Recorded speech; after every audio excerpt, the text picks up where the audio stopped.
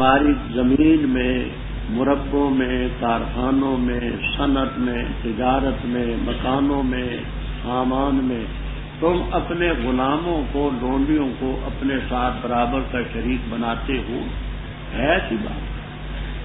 میں نے عرض کیا تھا کہ تم میں اور غلاموں میں فرق صرف اعتباری حقیقی فرق ہے۔ اعتباری فرق یہ ہے کہ تم مجازی طور پر آقا ہو، وہ مجازی طور پر مملوک، باقی وہ بھی انسان، تم بھی انسان، تمام ضروریات بشریہ جیسے تمہاری شوق ہیں۔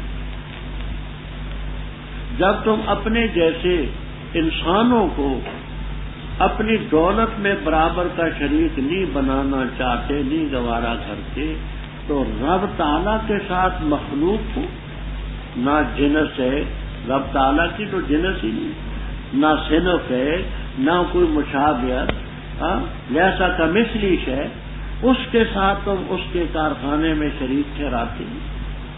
اس سے بڑا ظلم کیا ہے؟ اور تم ان سے ایسے ڈرو جیسے اپنے نفوس سے ڈرتے، جیسے دو آدمی ہوتے نا کسی کاروبار میں شریک،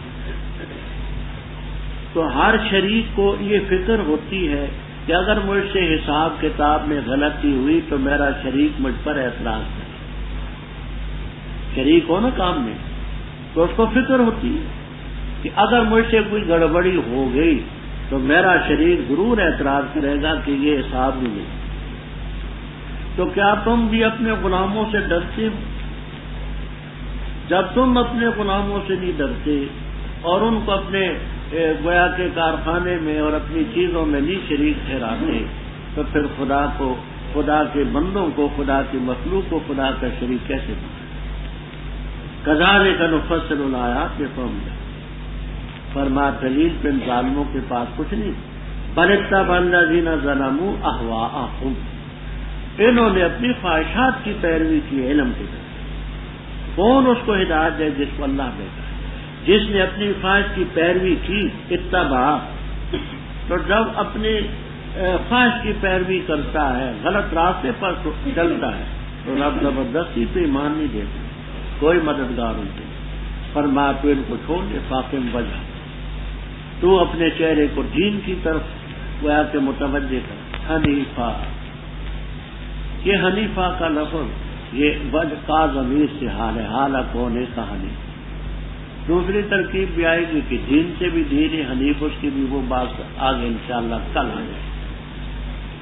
تو آپ اتنے سمجھے کہ حنیفہ حال ہے دین سے، حالک ہونے کا حنیف۔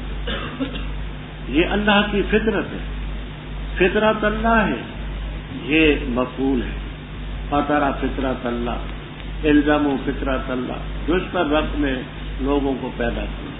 کوئی اللہ تعالیٰ کی خلقت میں کوئی تبدیلی، ذالک الدین القیم ولکن اکثر الناس لا یعلمون۔ منیبین، یہ منیبین حال ہے، وجہ کا اور اس پر جو عطف ہے اس سے لا سمجھنا۔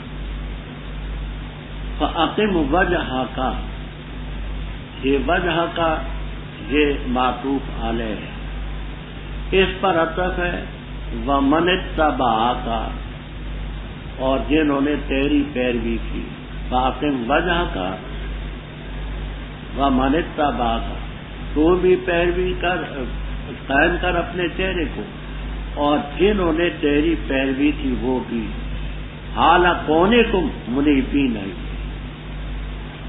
منیبین اس وجہ کا جو معطوف ہے اور اس پر جو جملہ عطف ہے، ان دونوں سے حال ہے۔ یہ آپ کو انشاءاللہ جلالین تک میں ترکیب ملے گی۔ جلالین استاد هل انت حی ہم متیقن،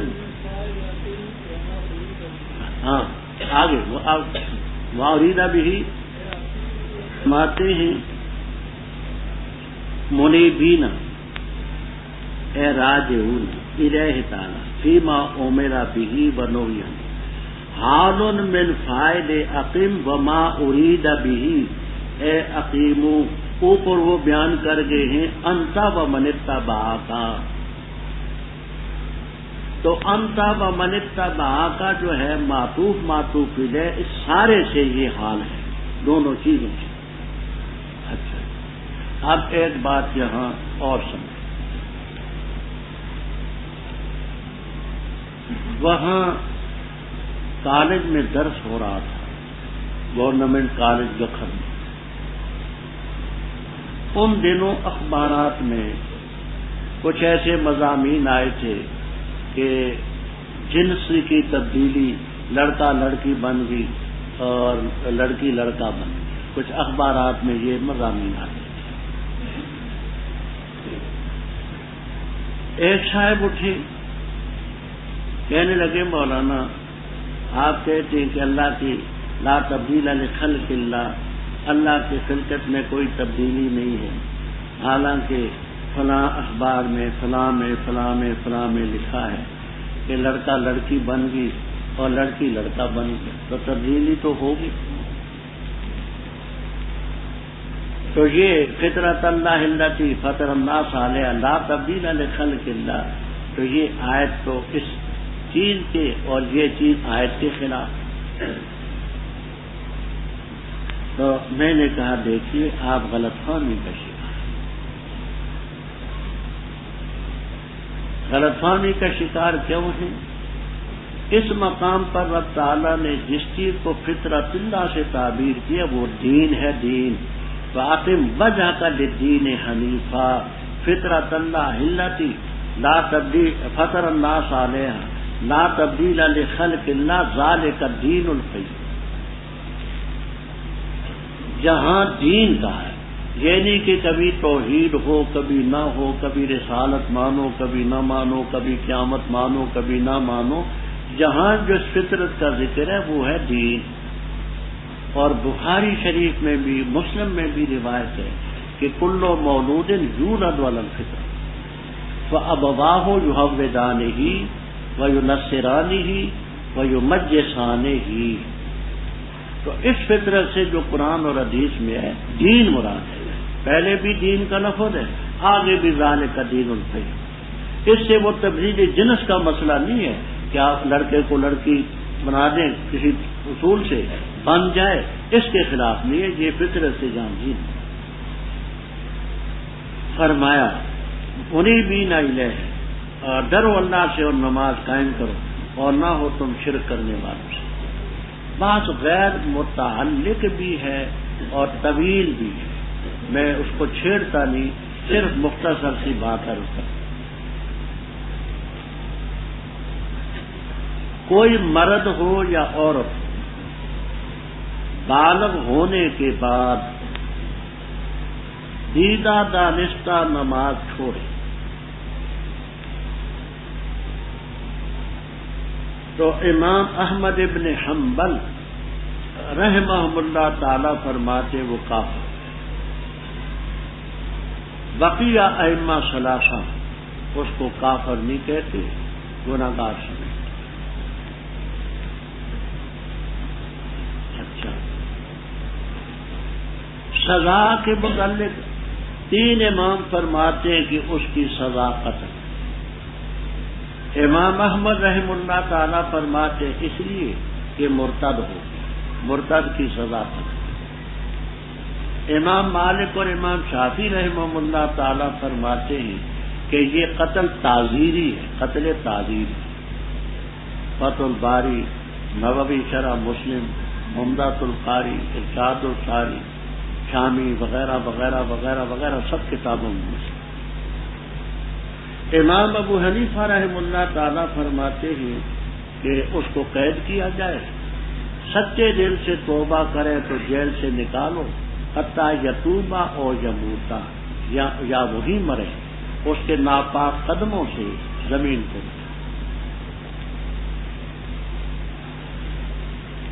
اب امام احمد ابن حنبل رحمہ اللہ تعالیٰ کی طرف سے جن حضرات نے دلیلیں پیش کی ان میں ایک یہ بھی ہے کہ نماز قائم کرو اور نہ ہو تو مشرک ہو، وہ نماز کا ترک کرنا کفر اور شرک تو کافر ہوگا۔ اور ایک حدیث ہے من ترک الصلاۃ متعمدا فقد کفر جہارا، یہ الجامع الصغیر للسیوطی میں روایت ہے اور قال اسنادہ صحیح، سے استدلال کیا، لیکن ائمہ ثلاثہ کی طرف سے یہ کہا گیا کہ دونوں دلیلیں تکفیر کے لیے ناکام ہیں۔ کیوں؟ اس لیے کہ یہاں دو حکم ہیں۔ مولانا کیا بات ہے؟ آپ رمضان تو ابھی نہیں شروع ہوا، خیر تو ہے، گرے ہیں اللہ ahnaf.com www.asnaf.com۔ اچھا اللہ خیر۔ آپ کہاں سے آتے ہیں؟ روزانہ لاہور سے آتے ہیں؟ اچھا، تو یہ کیسے گرے آپ؟ یہ پھٹے ہوئے کپڑے ہوتے ہیں؟ اللہ خیر۔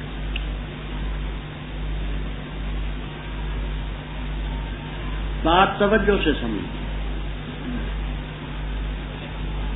اس سے نماز کے تارک کی تکفیر کی دلیل نہیں نکلی۔ کیوں؟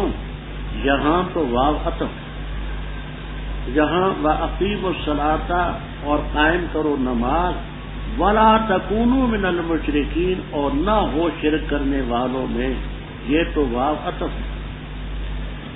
واو نہ ہوتا تو پھر اس میں امکان تھا اقیموا الصلاۃ لا تکونوا من المشرکین، واو عطف ہے، دو حکم الگ الگ کہ نماز قائم کرو اور شرک کرنے والوں میں سے، تو اس سے تو ثابت نہیں۔ باقی رہی وہ حدیث، تو حدیث صحیح ہے لا شک کا، لیکن ہے خبر واحد، تکفیر کے لیے قطعی دلیل درکار ہے، خبر واحد ظنی ہوتی ہے، تو حدیث صحیح ہوتے بھی خبر واحد ہے، اس لیے اس سے تکفیر ہے۔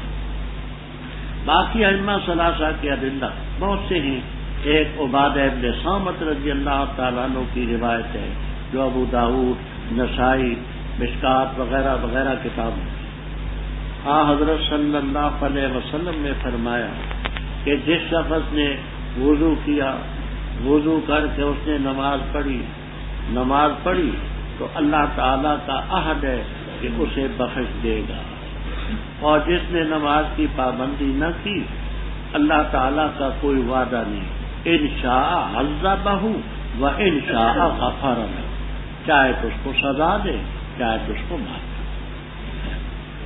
فرمایا ان لوگوں سے جنہوں نے دین میں تفرقہ ڈالا گروہ در گروہ، ان سے نہ ہو، ہر گروہ اپنے پاس کی چیزوں کا کچھ ہو۔ آگے انسان کی تلون مزاجی بیان فرماتے ہیں، اور جس وقت انسان کو تکلیف پہنچتی ہے اپنے رب کو پکارتے ہیں منیبین ہے، ناس کا لفظ یہ جنس ہے، اس میں تعمیم ہوتی ہے، اس لیے ربہم دعو منیبین ہے۔ پھر جب رب تعالیٰ کی طرف سے رحمت چکھاتا ہے، اے گروہ ان میں سے اپنے رب کے ساتھ شریک ہے تاکہ انکار کریں ہماری دی ہوئی نعمتوں کا، اچھا فائدہ اٹھا لو، ان قریب تم جان لو گے۔ کیا ہم نے مشرکوں پر کوئی دلیل نازل کی؟ وہ دلیل متکلم میں بولتی ہے کہ جس وجہ سے وہ شرک کرتے ان کے شرک کے لیے کوئی ثبوت ہے؟ کون سی دلیل؟ عقلی ہے نقلی ہے؟ اور ایسے ہی انسان جو نافرمان ہیں، جب ہم ان کو رحمت چکھاتے ہیں خوش ہوتے ہیں، ان کو تکلیف پہنچتی ہے ان کے ہاتھوں کی کمائی کی وجہ سے، اذا ہم یقنطون انتا یقنط و سمع، نا امید ہو جاتی ہے، حالانکہ رب کی رحمت سے نا امید ہونا نہیں۔ دیکھتے نہیں کہ اللہ تعالیٰ کشادہ کرتا ہے رزق جس کے لیے چاہے اور تنگ کرتا ہے، یہ اس میں نشانی اس قوم کے لیے بھی ہے۔ اوپر رزق کا ذکر تھا، آگے اس کے مصارف کا ذکر ہے کہ ان لوگوں کو رزق میں سے دو، فآت ذی القربى حقہ والمسکین وابن السبیل، یہی بہتر ہے ان لوگوں کے لیے جو اللہ کی رضا چاہتے ہیں اور وہی فلاح پانے والے۔ آگے بات کو ذرا توجہ سے، وما آتم من ربا لیربو فی اموال الناس۔ علامہ محلی رحمہ اللہ تعالی وغیرہ یہ مانا کرتے ہیں کہ جو چیز تم دیتے ہو میں نرے بند وہ اس کو وہ مقبول لہو قرار دے، تم جو چیز دیتے ہو زیادتی حاصل کرنے کے لیے تاکہ بڑے لوگوں کے مالوں میں، دینے والوں کے مالوں میں اللہ کے نزدیک نہیں بڑھے۔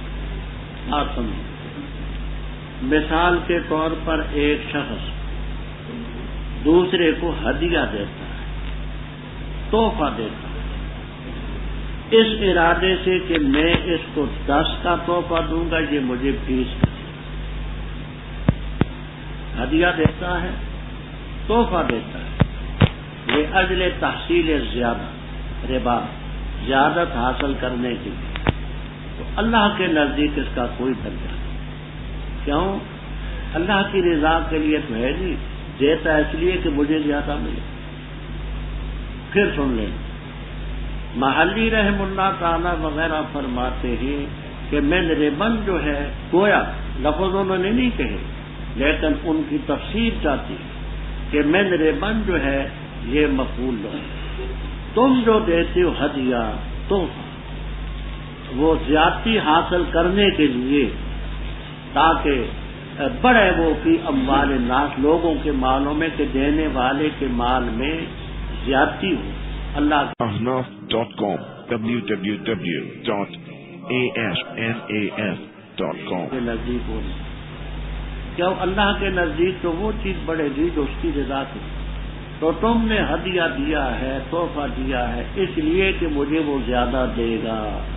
یہ کیا کہا میں نے؟ تو تمہارے مال نہیں بڑھیں گے، اللہ کے نزدیک کوئی اضافہ نہیں ہوگا۔ یہ بات آپ نے سمجھ لی۔ صاحب جلالین مجھے جلالین مجھے محلی رحمہ اللہ تعالی یہ فرماتے ہیں، وما آتیتم من ربا بأن یؤتی شیئا ہبۃ او ہدیۃ لیطلب اکثر منہ، لفظاً نہیں کہتے کہ ربن مفعول ہو، لیکن مفہوم اس کا یہ کہ جو تم دیتے ہو کوئی چیز ہدیۃً تحفۃً تاکہ اس سے زیادہ ملے، فسمی باسم المطلوب من الزیادۃ فی المعاملات، تو ربا کہتے ہیں زیادتی کو، تاکہ زیادتی حاصل ہو، لیربو فی اموال الناس المعطین، دینے والوں کے مال میں اضافہ ہو، ناس سے یہاں دینے والے، فلا یربو عند اللہ، اللہ کے یہاں لا ثواب فی للمعطین، کیونکہ نیت صاف۔ تو تم جو ہدیہ دیتے ہو، تحفہ دیتے ہو، اس غرض سے کہ یہ مجھے زیادہ دے گا اور مال میرا زیادہ ہوگا، تو ناز سے کون ہے؟ معطی، دینے والے، اللہ کے نزدیک نہیں بڑھے گا، اس لیے کہ اس میں نیت خالص ہے۔ نیت ہماری یہ ہے کہ اس سلسلے میں مجھے زیادتی ہو، تو اللہ کے یہاں فائدہ تو اس کو ہوگا جو نیت اخلاص کرو۔ اچھا، صاحب مدارک رحمہ اللہ تعالی وغیرہ یہ تفسیر کرتے ہیں، وما آتیتم من ربا لآکلۃ الربا، جو تم دیتے ہو سود خواروں کو تاکہ بڑھے وہ من اموال الناس، سود خواروں کے مال میں اضافہ ہو، فلا یربو عند اللہ، اللہ کے ہاں اس کا کوئی اجر نہیں۔ جو تم دیتے ہو آکلۃ الربا، سود خواروں کو تاکہ ان کے مال بڑھیں، تو اللہ کے نزدیک اس میں کچھ، اور جو تم زکوٰۃ دیتے ہو ارادہ کرتے ہو رب کی رضا کا، تو وہی ہیں اپنے اجر کو دو چند کرنے والے بڑھانے والے۔ عام حالات میں دیں گے تو حشرۃ امثالھا، فی سبیل اللہ کریں گے تو 700، واللہ یضاعف لمن یشاء۔ اسی آیت کریمہ کی تفسیر میں مولانا عثمانی رحمہ اللہ تعالی نے مثال کے طور پر سمجھایا کہ ایک آدمی ہے، اس کا بدن پھول گیا ہے، برم سوج آیا ہے، اور دن بدن اس کا بدن موٹا ہوتا جاتا ہے، اور وہ خوش ہوتے ہیں کہ ہم موٹے ہو گئے، پہلوان بھائی یہ موٹاپا جو ہے تیری ہلاکت پر پہنچا، پھر تجھے خوشی کس چیز کی؟ اسی طرح سود خوار کا مال، حرام خور کا مال وہ بظاہر تو بڑھے گا، لیکن اس پر خوشی نہیں ہونی چاہیے، اسی میں اس کی ہلاکت۔ اور زکوٰۃ کی مثال ایسی ہے کہ انسان کے بدن میں مواد فاسدہ و غلیظہ جمع ہوں، جلاب کے ذریعے ان کو نکالے تو بدن کمزور ہو، لیکن اسی کمزوری میں اس کی صحت ہے، تو زکوٰۃ سے بظاہر مال کم ہوگا لیکن اسی میں اس کی صحت عافیت ہے۔ اور ربا اور حرام خوری سے مال بڑھے گا لیکن وہ سوج ہے، برم ہے، پرسوب ہے، وہ ان کی تباہی پر منتظر۔ فرمایا اللہ تعالیٰ نے تمہیں پیدا کیا، پھر تمہیں رزق دیا، پھر تمہیں مارے گا، پھر تمہیں زندہ کرے گا۔ اے مشرکو بتاؤ تمہارے شرکاء میں ہے کوئی یہ کارروائی کرنے والا؟ تمہیں پیدا کرنے والا، مارنے والا، رزق دینے والا سبحانہ و تعالی عما ظہر الفساد فی البر والبحر، ظاہر ہو گیا فساد خشکی میں اور سمندر میں بسبب اس کے جو لوگوں کے ہاتھوں نے کمایا، تاکہ چکھائے ان کو بعض وہ چیز انہوں نے بدلا بعض اس چیز کا جو انہوں نے عمل کی، تاکہ وہ باز آ جائے۔ کہہ دے سیر کرو زمین میں، پس دیکھو کیسا تھا انجام ان کا جو پہلے تھے اکثر ان کے مشرک۔ پس قائم کر اپنا چہرہ دین قیم کی طرف، پہلے اس کے کہ آئے وہ دن جس کے لیے ٹلنا نہیں اللہ کی طرف سے، اس دن یصدعون متفرق ہوں گے۔ من کفر جس نے کفر اختیار کیا پس اس پر اس کے کفر کا وبال پڑے گا، اور جس نے عمل کیا اچھا پس اپنے نفوس کے لیے یمہدون تیاری کرتے ہیں تاکہ بدلہ دے اللہ ان لوگوں کو جو ایمان لائے وعملوا الصالحات کیے اپنے فضل سے، بے شک وہ نہیں پسند کرتا کام۔ اور اس کی قدرت کی نشانیوں میں سے یہ ہے کہ بھیجتا ہے ہوائیں جو خوشخبری سناتی ہیں، اور تاکہ چکھائے تمہیں اپنی رحمت سے، اور تاکہ چلیں کشتیاں اس کے حکم سے، اور تاکہ تلاش کرو تم اس کے فضل سے، اور تاکہ تم شکریہ ادا کرو۔ اور البتہ تاکید سے بھیجے ہم نے تجھ سے پہلے رسول ان کی قوموں کی طرف، پس آئے وہ ان کے پاس واضح دلائل لے کر، پس ہم نے انتقام لیا ان لوگوں سے جنہوں نے جرم کیا، اور تھا لازم ہم پر مدد کرنا مومن۔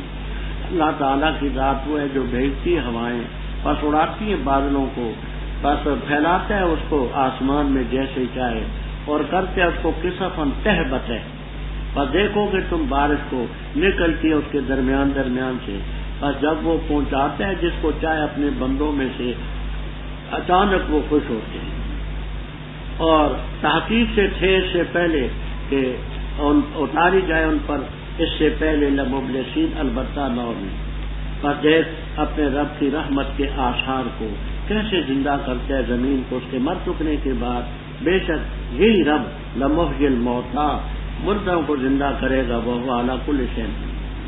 اور البتہ اگر ہم بھیجیں ہوا پس دیکھیں اس کو مصفرن زرد، البتہ ہو جائے اس کے بعد یکفرون ناشکری کرتے ہیں، بس بے شک تو نہیں سنا سکتا مردوں کو اور نہیں سنا سکتا بیروں کو پکار جس وقت پھرے وہ پیٹ دکھاتے، اور نہیں تو ہدایت دے سکتا اندھوں کو ان کی گمراہی سے، ان تسمعوا نہیں تو سنا سکتا مگر صرف ان کو جو ایمان لائیں ہماری آیات پر، فہم مسلمون۔ ahnaf.com www.ahnaf.com بس وہ مسلمان۔